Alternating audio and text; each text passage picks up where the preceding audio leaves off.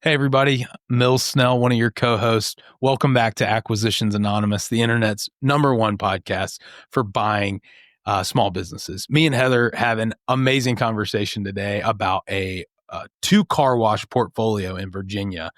And I'm learning a little bit about car washes and the way that they change hands in the M&A environment. They're very hush hush. There's no information. You can't figure out where this is. It's just Virginia generically, but it's a almost $11 million asking price on just under $1 million in free cash flow. Heather and I talk a lot about the different dynamics for this business, what drives value, what are the trends that might be impacting this industry. It's a really fun conversation. I hope you enjoy. Stick around after a quick word for our sponsors. So Acquisitions Anonymous. Hello, another episode of Acquisitions Anonymous. We don't have 100% beard anymore. And thumbs downing on just the plus inventory line. Hey everyone, it's Bill, and I want to tell you about an event that's honestly become one of the highlights of my year, and that's Main Street Summit in Columbia, Missouri. I've been a speaker and an attendee at Main Street Summit for a couple of years now, and I'm going to tell you firsthand, it's really not your typical conference at all. It's more like 1,000 business owners, operators, and entrepreneurs all gathering in Columbia, Missouri for 3 days of practical and actionable business content. It totally takes over downtown Columbia, and they have probably 20 different venues. It's very cool. One of the things that really sets Main Street Summit apart for me is the relationships. I wrote on X after last year's event that it was great talking about business and life with people who really have become a much more than just conference buddies. You know, business really can be a great vehicle towards deep friendship if you're willing to go there with people. And that's exactly what happens at Main Street Summit. You're really not sitting in massive auditoriums. You're in intimate settings, art galleries, small classrooms, et cetera, with world-class business owners and operators who have lived the challenges that are keeping you up at night. So really, no matter what industry you're in, from plumbing to e-commerce, there are specialized tracks designed for real practitioners like you. Main Street Summit is coming up. It is November 4th through 6th, 2025. It is in Columbia, Missouri. Do not miss this chance to connect with people who really get what you're building. You can visit mainstreetsummit.com to grab a ticket, and I will see you there. I'm speaking again this year. So if you find me, come up and say hi. See you at Main Street Summit. Hey, Heather, how are you? I am great. I just got back from a conference, so that's always energizing. It's fun to see people in person when we do so much online. So yeah, we were too busy making our travel arrangements. I'm going to be in person with Heather next week for our recording, but I forgot to ask because you were at the Buy Then Build conference. I was at the very first of their conference. Yeah, it was great. It was a smaller conference as some of them go, which I really prefer because you really get to talk to people a little bit more. Yeah. And just a great group of people. I mean, all the who's who and some really great buyers, and it was really fun. Really, Chelsea was there. Chelsea was there. That was her show. I mean, she put the whole thing on, and she did a great job. It was really great. Did you ever met Chelsea in person? We record with her like semi-regularly. I've never met her in person. I met her in person at a broker conference that happened to be right here where I live in Orange County a couple of years ago. She and Walker were there. And then this time it was in their home turf, which is St. Louis, which I have never been there before. So that was pretty cool too. That's awesome. Yeah. I brought a deal for us today, and I've stumbled on a broker. I think we're not gonna name brokers unless they sponsor us. So I'm not gonna name this one, but it'll be on YouTube for people who are on YouTube. But this broker, I was like just poking around, and they have like a really, really high number of car washes. And so I just kind of started going through the list and being like, okay, what makes a good car wash? What is a bad one? And so this one is 2 car washes. It's 2 car wash locations in Virginia, and their asking price is $10,999,999. I don't know the psychology behind that. I know like when you are buying a pack of gum or a bag of chips, like, you know, being under $1 or $2 matters. I don't know why $11 million is the wrong price for this business, but yeah. The cash flow that they list is $940,000. And it says this is a package of 2 car washes for sale in high traffic areas. Both locations offer touchless car washes and detailing services. The businesses include the properties and have been owned and operated for over 20 years, providing a strong foundation for new ownership. One location also offers lube services and other maintenance work, increasing potential revenue streams. Customers can choose from a variety of wash and detailing packages. Wash packages can be purchased as a monthly subscription, which provides recurring revenue for the business. These established car washes present a great opportunity for a buyer looking for a profitable investment in a growing industry. A signed, in all caps, a signed confidentiality agreement is required for the exact location. Business owners, we represent qualified clients that are very interested in buying all types of businesses. If you have any interest in selling your business, we keep it confidential, all these different things that they say. So they do give a little bit more info, but not a ton. It says the combined revenue for these two car washes is $1.6 million, and the cash flow is $940,000. They don't list EBITDA, FF&E, inventory, and I think that's really it. That's all. Do they tell us what they think the real estate value is? They don't parse it out. They just say it's included. Yep. Okay. And all we have is Virginia, not even a city. Virginia, not northern, not southern, because they are like two different states, Virginia. Yes. Yeah. Yeah.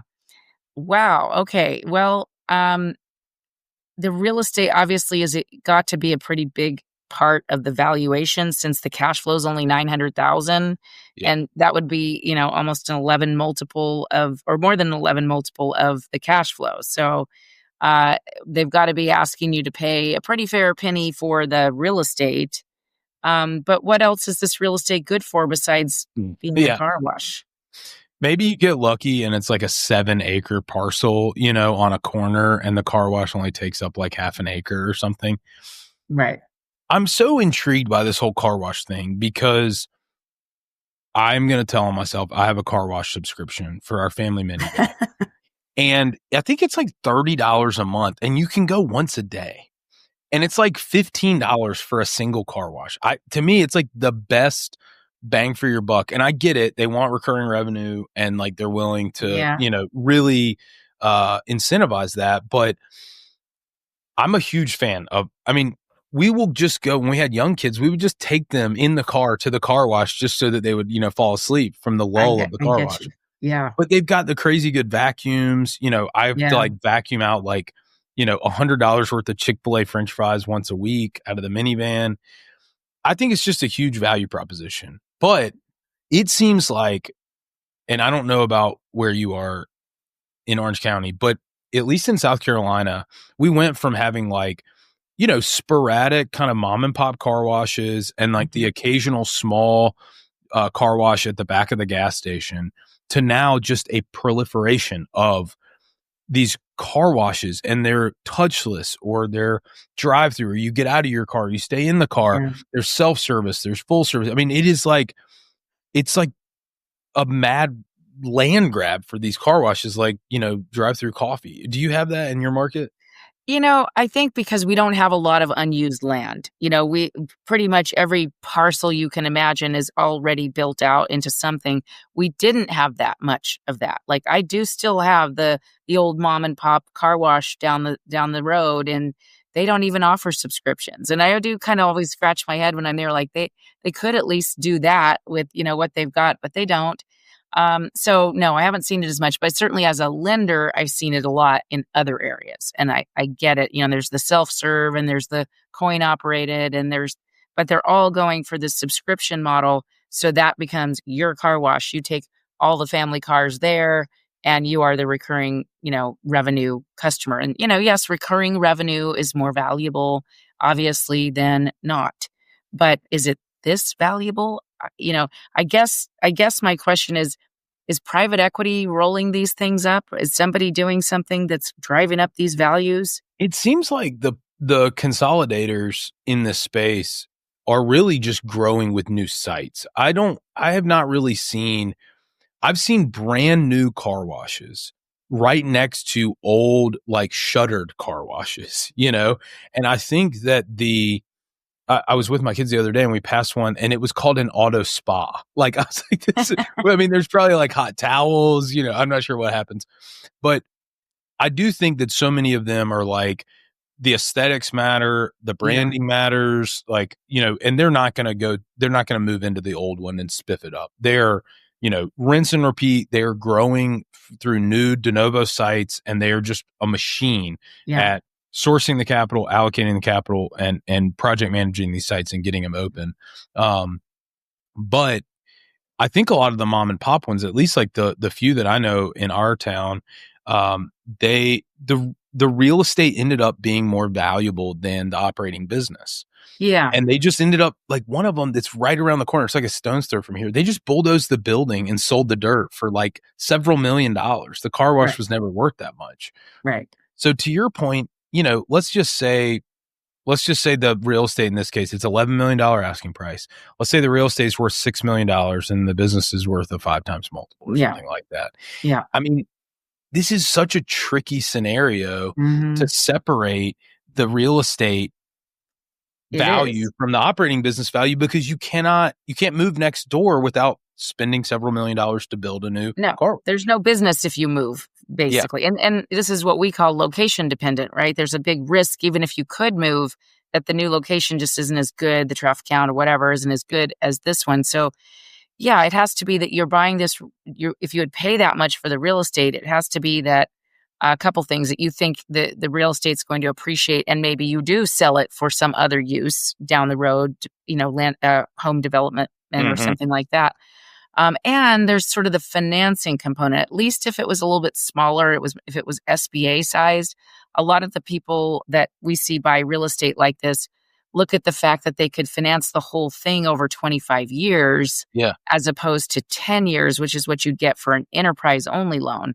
So in an SBA, if you're buying both and the real estate is worth more than the business, you can get the whole thing on a 25-year amortization. Okay, so it's not like a blend, a blended AM. It's all or nothing on a $5 million SBA loan. If the real estate's worth 2.6, the whole thing gets a 25-year AM. Exactly. If the real estate's worth 2.4, it's a blended average term. But if it's 2.6, it's a 25-year term. So interesting. It's just one of the rules that SBA has, and so it tends to happen more in the West, where real estate is more expensive, or in metro areas where it's more expensive, where you find these businesses where the real estate is worth more than the enterprise.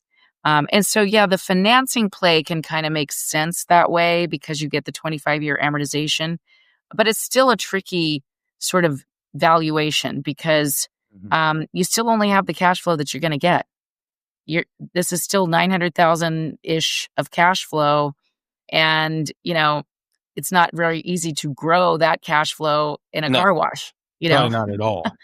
I think, though, this is one of those cases where most of the people are looking at this like a real estate play. And if you're just looking at this from a real estate cap rate scenario, this is a very attractive yield. Yeah. The problem is this is not a passive business. This is not, maybe if it was a coin operated, and it was, you wash your own car and this is just a stall that, stalls that you pull into, but it's not that. It seems like there's employees, there's detailing. One of them has, a maintenance, and lube service. I mean, this is far from, mailbox money. Yeah. And this is the kind of, staff that it's not that easy to find and maintain and manage. And dare I say, at least in my part of the country, there are car washes who have had ICE raids. Yeah.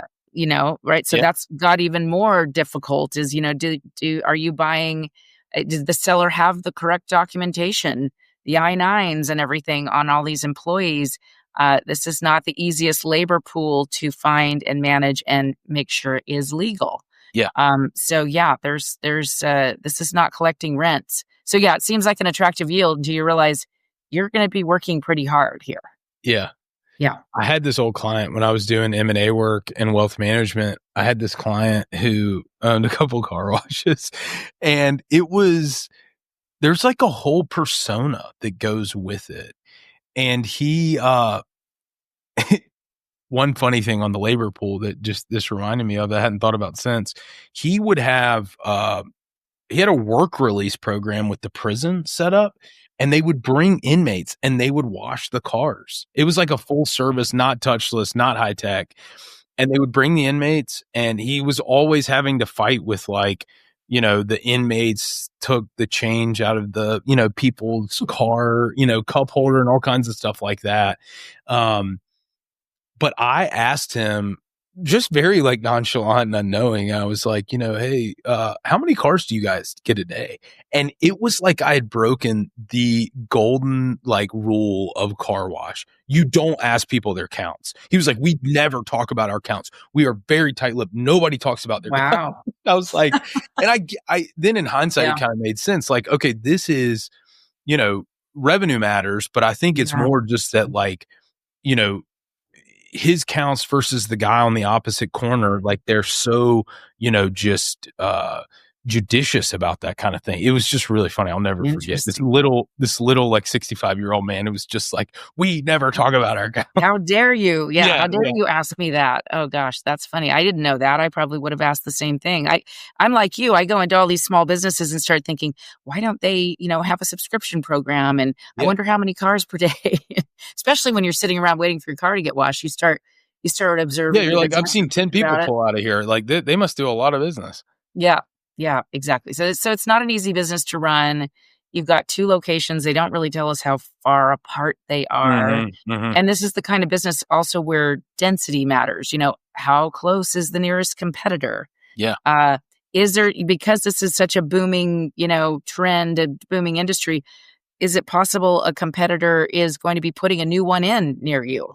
Yeah. You know, and you better look at the permits and look at what's going on around these locations to make sure you know about that. Because, you know, that's the other thing. Why are they selling? You know? Yeah, they don't tell us anything about it. I mean, this broker, when you look at their listings, I mean, I think there were like 400 something listings, and at least 75% of them were car washes. And they're all over, which is really interesting to me. Like, this one is in Massachusetts. There's another in Virginia that says it's a trophy asset. It's $7 million. There's the self-serve and tunnel laser car wash. I'm not sure what that is. It's $400,000 with a tunnel laser car wash. I need to know what this is. $37,000 of cash flow. That one's in Ohio. So the one in Connecticut, $3 million asking price, 228 of cash flow. I mean, they're all over the place. So it's a broker that's specialized in industry, which I love. Yeah. I love seeing more brokers do this, because as a lender that looks at lots of different industries, you know, you get a few that you start to get pretty good at after you've seen enough of them. But, you know, every industry is so different, and it's nice to, you know, have a broker that really gets it all the way through. And probably they're less likely to put things out at crazy valuations that we sometimes see. Although this one does feel that way to me. I hate to say. No, but I mean, you know, if like maybe that's what they trade for, and you're right. These guys know, like, they probably, you know, control a lot of the market, and a lot of the market in this case could be like 5% of the market. Hey everyone, it's Bill, and I want to tell you about maybe the most exciting sponsor we've had in a long time on the pod. It's called Capital Pad, and it is the thing that I wish existed when I started my journey of operating and investing in small businesses. So Capital Pad is a marketplace for acquisition entrepreneurs, that is, people who want to buy a business and need capital to list their deals and solicit capital from other people who want to invest in acquisition deals. So if you want to back somebody buying a small business, Capital Pad is the place to do it. And if you want to buy a business and need capital, you can go on Capital Pad to be introduced to investors. So the really great thing too from the investor side is that Capital Pad takes care of all of the details that can get hairy with small business acquisitions. They handle standardized terms, standardized governance, standardized distributions, all upfront in black and white. Basically, Capital Pad professionalizes investing in small businesses. And the returns can be really, really good. I'm so stoked they exist. It's founded by my friend Travis, who is a phenomenal entrepreneur in his own right. So if this sounds like something that's appealing to you, if you want to buy a small business and need capital, or if you want to invest in small businesses, go check out capitalpad.com and tell them that Acquisitions Anonymous sent you. This one is interesting. So this is the laser tunnel thing, and it doesn't really tell us what that is, but it's 50. This one's no employees. It's like self-service, or you just drive through. It's 24/7. That's also kind of interesting, but it's 55,000 in revenue and 37,000 in cash flow. So, I mean, I thought ours that we started with was high margin at, basically like 50-ish, 55%, net margins. They can be much more than that. Wow. So it's kind of intriguing. Yeah. I mean, laser must be just totally automated. And maybe the laser sort of guides the car through or something like that. Yeah. Interesting. Wow. Have you ever seen, Heather, those like freestanding self-serve ice kiosks? No. So we have them here that, they're almost like the size of like a small shipping container. And they're like permanent. They're not on a trailer. They just get like installed, on a concrete pad, and it's like $3 and you can go get like a 20-pound bag of ice. Whereas if you go to a gas station, it's like a 10-pound bag of ice is $3. Yeah. Oh, so is it like a machine, like an ice machine? It's an ice machine. Yeah. And like it dispenses a bag, and then like, you put the bag at the bottom and it fills it up. They're in kind of random locations, but like a lot of like we have a big lake here. That's like a big recreational area. There's a bunch of them around there. Like your cooler. Yeah. Yes. Yeah. Wow. Cool. I looked at them at one point, and I think it was like maybe around, if I remember right, it was maybe around like $90,000 to buy one of these. And they're all kind of branded. I think they were all kind of branded a little bit different. I think this one was called Twice the Ice, which is like the big name in that space. And it reminds me of this a little bit because it's just kind of like this covered land play a little bit. Like there's good cash flow. The ice things take up like no space. You could put it in like somebody's out parcel, in their parking lot if you needed to. Yeah. But the like lingering fear that I had with the ice kiosk was, you're constantly like doing like refrigeration repairs, and like your freezer's going to go down. And like, what if the bill dispenser or the credit card scanner goes out? And like a lot of these people end up owning like a portfolio, they own like 10 of these things. And I just thought, I don't really know enough about refrigeration in order to maintain it. But it's in this kind of same category of like kind of quasi passive, but it could definitely teeter more on the line of like very hands-on at certain times. Yeah, right. I mean, small business is not really ever passive. No. No. Right? Everyone wants it to be, but it is not. And anything that's kind of going 24/7 too, that's another level, because you're not going to be able to sleep at night sometimes, and have to go out in the middle of the night to go repair things and deal with the problems. But that is interesting. I'll have to look around and see if they have those, and I just haven't seen them, but that's pretty cool. They're fascinating. Yeah. The nice thing about this business, though, going back to the car wash, is, there's probably almost no inventory. They're like buying soap and wax and, probably air fresheners and stuff like that. I would be really curious, like what their water bill is. I mean, they've got to just use a crazy amount of water, and then maybe the utilities too, like depending on like if it's a touchless dryer, and like some of these are like heat, powered dryers and things like that. I would be worried, and I'm sure the industry has some like threshold for this, and it's a known thing, but what if you mess up somebody's car? What if like, I know that they have solved for it, and that's just like kind of the cost of doing business in this industry. But, what if the machine gets like a little off kilter, and instead of the brush rubbing against the Mercedes, G-Wagon, it's this like mechanical arm that just gashes the side of it. Like, those things have to happen. It's not a matter of, if it happens, it's just when. And probably there's insurance for it, I would imagine. But the car wash that I go to, I have a Tesla, and it's got these little automatic kind of touch doors. I cannot go. They will not let my car go through the car wash. It has to be hand wash. And I was like, "Oh no, I don't need a hand wash." Like, "No, we won't allow," because, and I'm like, "What happened?" Well, of course, There one was of a those horror doors story. opened Yeah. up and caused a bunch of damage. And so, yeah, Wow. absolutely. Yeah. Wow. So that's what can happen. And I think the more modern cars can cause problems, going through these car washes. They Yeah. put Yeah. pressure on the button that opens your door, and the door opens up. Yeah. Oh Yeah. man, that's interesting. Yeah, I had not thought about that.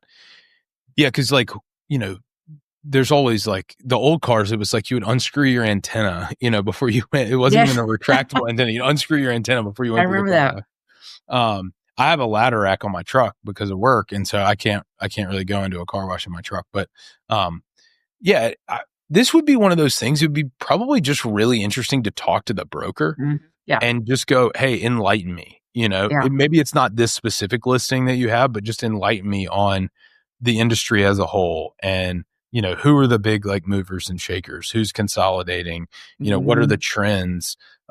These industries would have like, I'm sure there's like everybody's kind of chasing the like it's probably a small TAM, so they're all chasing like, how do we edge out our competitors, Yeah. and what's the new thing that gives us some little bit of competitive advantage to kind of drive it. It'd probably be a really fascinating I industry I association used to meeting. say this. I think it's not true anymore because of the way credit cards are used.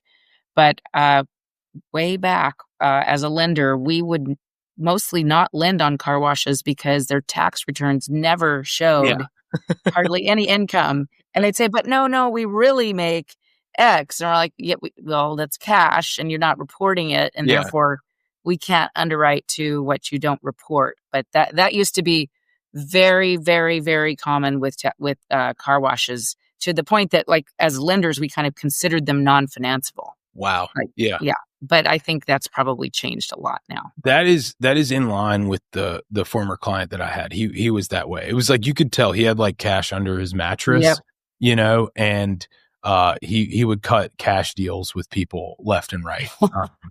We tried to manage a portfolio for him, and it was just like his personality just did not handle, liquidity very well, and like Mm-mm. riding, the market. So I always thought the business owners that I ran across that I knew they had a lot of cash and what they were doing, I always thought it would be kind of scary. yeah, Like, they're living on the edge with all this cash. Where is it? It's in their house, and in their walls. Who knows? But it probably makes them a little paranoid because they constantly, they're hiding it from yeah, everybody. yeah, no kidding. Kind of weird.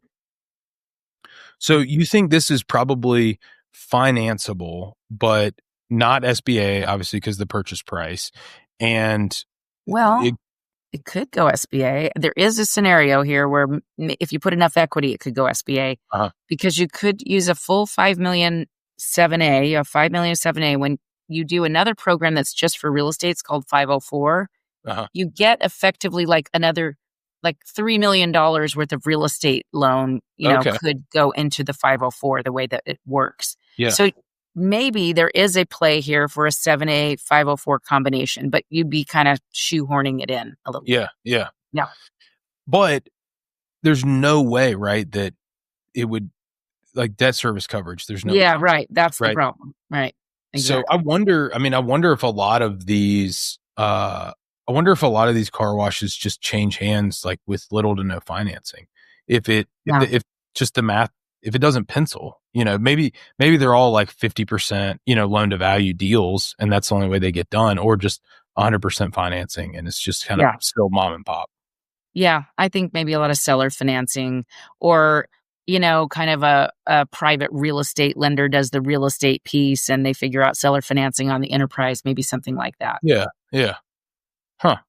It's very interesting. I've never really looked hard at a car wash, but now it makes me wonder like which ones would be for sale in my market, and how frequently do they change hands? Is this one of those things that like the one that I know that I referenced that got bulldozed, it was in this family for like, I think like 50 years. It Mhm. went back so far that they used to have a pet tiger at the car wash. And it was like, you would get out of the car and like, you could come inside and like With a see the tiger. tiger in a cage. Like, talk about like very old school nostalgia. Wow, Yeah. that sounds fun.